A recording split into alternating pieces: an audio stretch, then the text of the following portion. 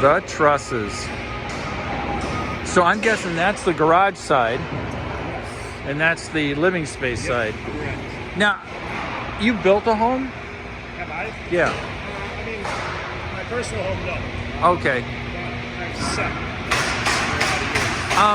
I was impressed at how much smaller they look when it's just a foundation. Right. I went out there with a tape measure 20 times, and it's the right size. Yep. You'll be amazed as the process gets further along. You'll be amazed how big it starts to become. Well, the trusses make it look bigger. Right. Yeah. Yep. Oh, There's yeah. some big trusses.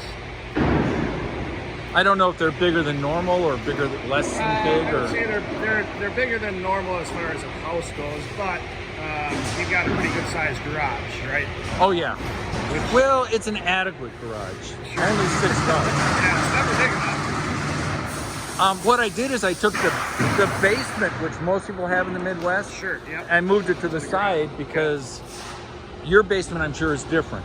Yeah. But my basements that I've dealt with tend to be a little stinky, a little moldy, Yep. dark, and cold. Right. And then, given my advanced age, I don't want to be going up and down the stairs 100 times. Right. Yep. Although I did a survey, most guys were dead nuts okay with the garage being big. Yep.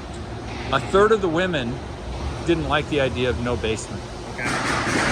because their complaint was, where do you put the kids? I said, you put them in the trunk. Where else do you put kids? They didn't think that was very funny. But I keep working that angle. Yeah.